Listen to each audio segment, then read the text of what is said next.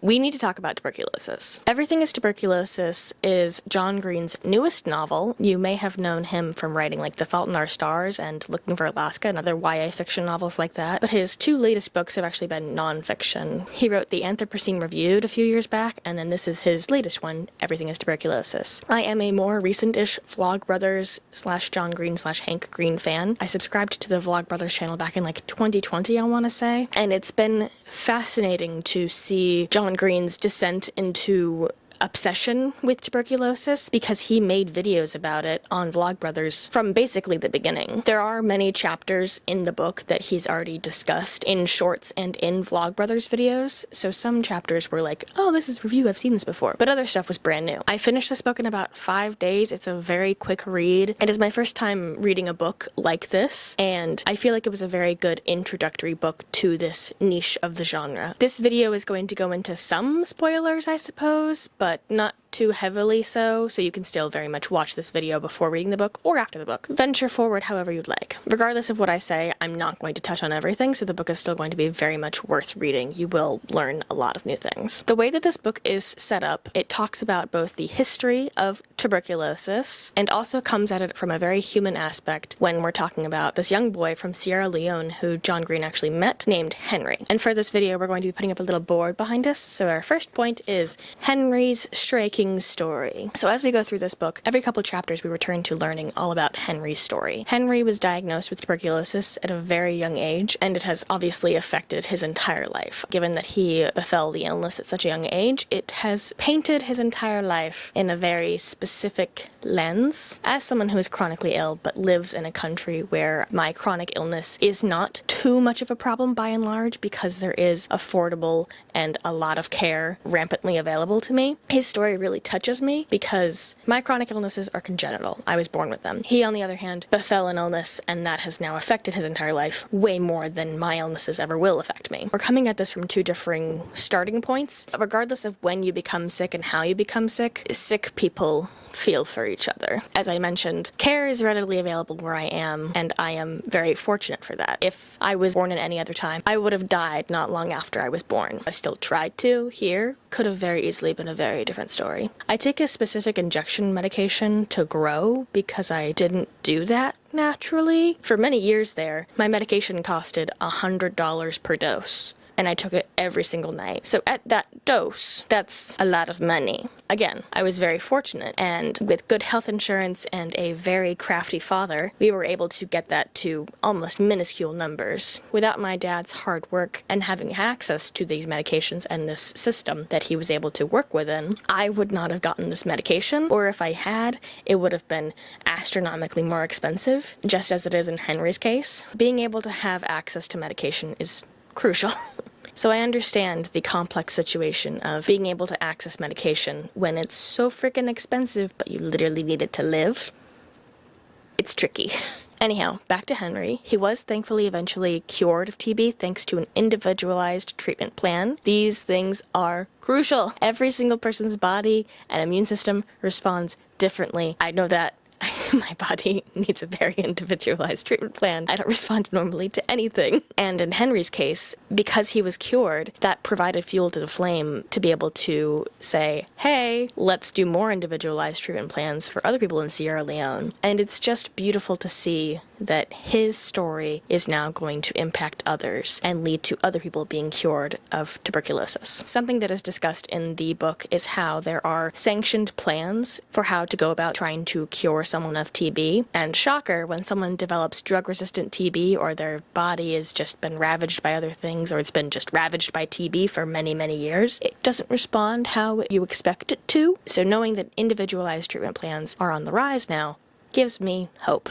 Every single person who is afflicted by an illness, be it chronic, be it via bacteria, by a virus, whatever it is, deserves the right to have access to an individualized treatment plan. There is no such thing as a one-size-fits-all when it comes to illness, because everyone is different. And the idea that, oh, they're not responding, let's just keep trying what we know and not being willing to innovate grinds my gears, because as someone who needs that innovation and needs different plans and different attempts. The next point to add to our board behind us is health injustices and inequalities. The thing that this book touches on in every single chapter is how health injustices and inequalities are rampant within the healthcare system, both in the United States and especially abroad. A central tenet and continuing quote that appears throughout the entire book is, "The disease is where the drugs are not." And in Henry's case, the specific medications that he needed for a long time throughout his treatment were not in Sierra Leone, and thus tuberculosis ran rampant in Sierra Leone. This book does a great job of touching on how much racism and capitalism and for-profit businesses just all muddy the waters and ruin everything to fight for the betterment of overall public health. I'll touch on this more in a little bit, but tuberculosis has shifted in its perspective throughout the hundreds of years that we've known that it's existed. And I'm definitely getting my years wrong, because I feel like we've known it's existed for like thousands of years. Anyhow, that's not here nor there in this specific instance. Because of the people in power's willingness to overlook people in more impoverished countries and areas, tuberculosis is able to run rampant, ruin people's lives, and destroy people's abilities and hopes to lift themselves up. Henry's mother actually lost her business and her entire livelihood in her attempts to take care of Henry and make sure that he had food and access to his medication and everything of that sort. She did not have TB in a severe case as Henry, but she still faced the consequences of the unjust global healthcare system because of the willingness to leave impoverished countries behind in the name of profit. And to that point, that brings us to our next point. The need to humanize and empathize with individuals that are ill. So let's add that to our board. So as we'll notice here, I didn't connect these two, because if this was happening, then there wouldn't be health injustices and inequalities. Something that John Green does a fantastic job on throughout the book is touching on the ability to disconnect from people that are sick and the almost need for people to do it who are in power, so that they can justify why they're not doing more to actually help the people who are sick and in need of help and assistance from the global healthcare system. Because as soon as you start to humanize people who are sick, you can realize, like, oh, they're just like me. Oh, I could be just like them. I could be sick just like them. I could be dying just like them. But their ability to not do that makes it so much easier to dehumanize them, to refuse to empathize with them, and to refuse to actually take action and actually help people who need the proper drugs and the proper diagnostic equipment. The most widely used equipment for diagnosing TB worldwide misses about 50% of cases. But if people in power actually made an attempt to stop the spread of TB, because TB anywhere is a risk to people everywhere, then drugs would be more readily available, better diagnostic equipment would be readily available, and less people would be dying of TB. I realize I haven't said this yet. TB kills so many people per year. It is the killingest of diseases. And why that is so heartbreaking is because TB has been curable for like 70 years or something. It is truly baffling why this is still an issue. I mentioned this briefly earlier, how tuberculosis has not always been viewed in this specific manner of being a poorer country's disease. Tuberculosis actually used to be desired, because tuberculosis hasn't always been called tuberculosis. It used to be called consumption. And this brings me to my next point about the romanticization of illness. That point's going to live up there on its own for a quick second, but don't worry, it connects to my next point. So as I just said, tuberculosis used to be called consumption. They eventually changed the name to tuberculosis when they really understood that, oh, this is actually an infection and not something to be lusted over, because back when it was first learned about, consumption was thought to make you prettier and more artistic and small and meek and all of these things, and it would eat you from the inside out and you would die in your 20s, but that made you all the more beautiful and all the more amazing because you were going to die young. I'm sorry, but the notion that you were going to die young made you more beautiful or more coveted is such a privileged take. And that is evidenced by the fact that people who die young of tuberculosis now that we understand it, it's not coveted whatsoever. They are instead pitied rather than, oh, look at them. They get to die young. I'm so jealous. But this romanticization of illness has not stopped. Obviously, it's morphed. People are now romanticizing mental illness in modern day. But I'm sorry, I have a hot take. I don't think that any illness should be romanticized. I think that anything that affects your quality of life and may cause you to die in your 20s, or makes your brain tell you that you want to die, anything of that manner should not be coveted. Many things that I learned in this book were particularly poignant and surprising and shocking, but learning that tuberculosis used to be attributed to creativity and is now attributed to an illness of poverty, it's just so, well, of course, duh. Of course that's what would happen. It's just this idea that the artistic die too young and that's what makes their life beautiful and have meaning gives me, an artist, pause and makes me look at people who think like that with a bit of a side eye. I know I have a chronic illness and I'm artistic and ooh, I could die young, but I don't know, I want to live well into my 80s. Is that too much to ask for? Is that crazy? It was believed that consumption was what gave these artists their creative ability because, oh, they're sick and dying, and that's what gives them perspective and wisdom beyond their years, and that's what makes them so creative. As someone who's always been creative throughout my entire life, I've always identified with being an artist in some capacity. When I haven't been depressed, being creative has been way more fulfilling, and my art has been better. You do not need to be damaged to be creative. It can give you perspective for sure, but when you're out of it, and when you're not in the pits, art is so much easier. Art does not have to be created from a place of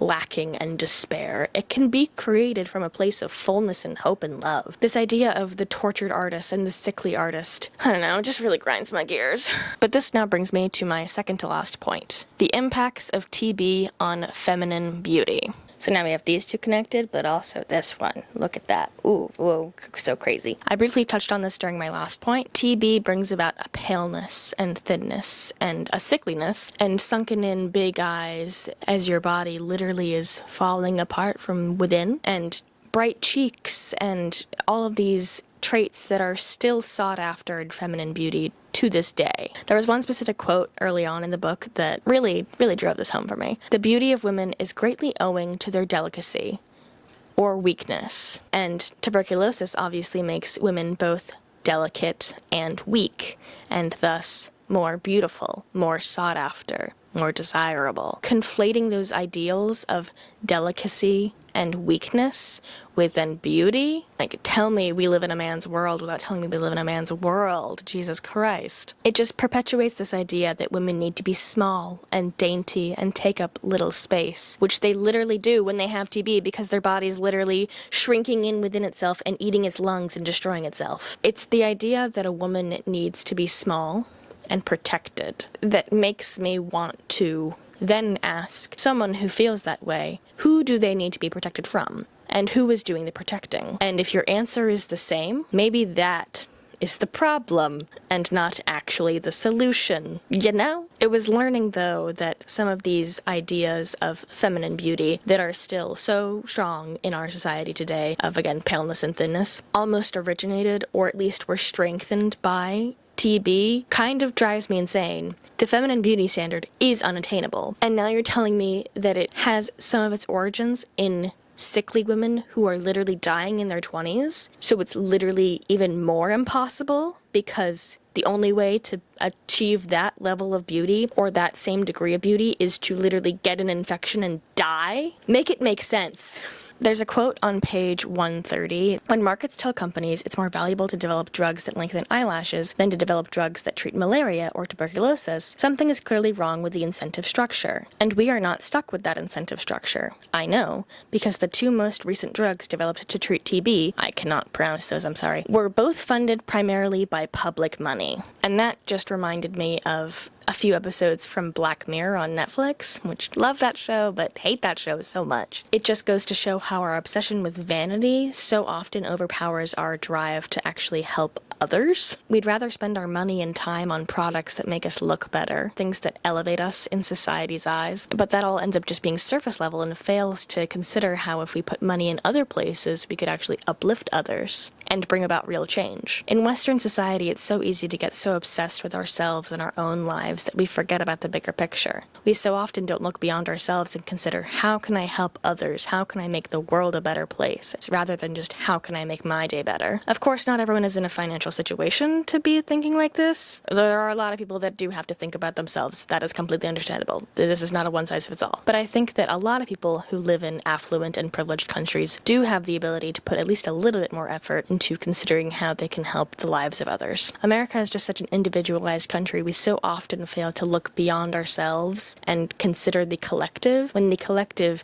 is a lot more important than our one little person and is what can help us move forward rather than just thinking about me, me, me, me, me, me, me.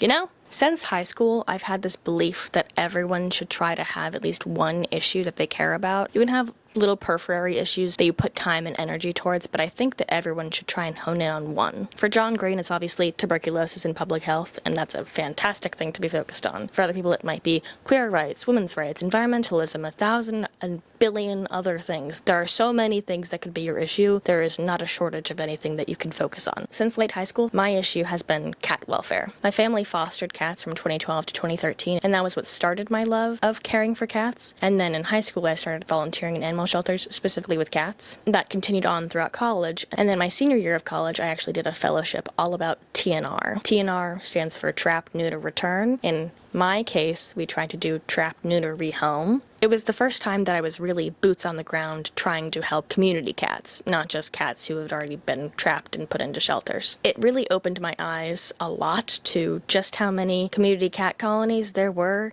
just right around my college and how many cats there were living on the campus of my college. Doing that project made me realize just how important it is to have your issue and to do something about it. These were not always nice and friendly cats that were ready to be adopted like you see in an SPCA. Sometimes they were still covered in fleas, they were still scared of people. You would have to be very careful when you were cleaning their litter boxes, but they had become this way because they had learned that humans were dangerous. Because while they were still out on the street, people had tortured them. It breaks my heart to know that this is not a single place issue. This happens everywhere. This is a global issue, and I can't fix the entire global cat crisis, but I was able to help in small amounts during my senior year of college. And that project is still running, actually, so it's outlived me now, which is really nice to know. But that is all to say, if there's something that you're passionate about, try to actually get boots on the ground and actually do something about it. Don't just post stuff on Instagram stories and be like, I'm doing my part. If you have the ability, the time, and the financial situation to do it, please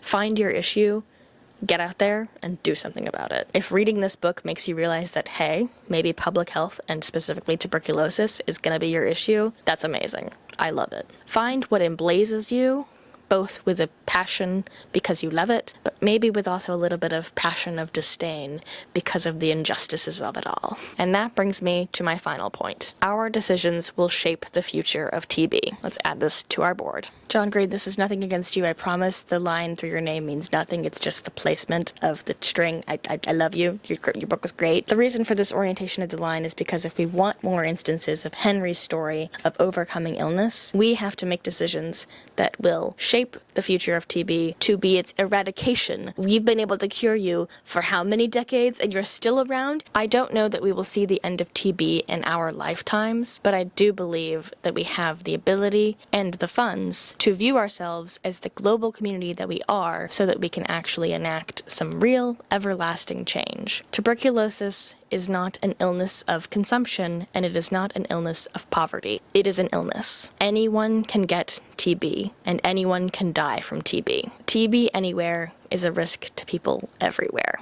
The ability to look past our own selfish interests and our own little worlds, and instead see ourselves as the global community that we are, because borders do not keep you safe. TB and health injustices anywhere should be a concern to people everywhere. I really hope that you guys will consider reading Everything is Tuberculosis by John Green. I really just touched on little pieces here and there. There is so much more in this book. For instance, the origin of the cowboy hat, chapters about sanatoriums, other people's individual stories with TB. It is a fascinating read, and I highly recommend it. We're gonna end this video off here. I will see you guys in another video very soon. Bye-bye!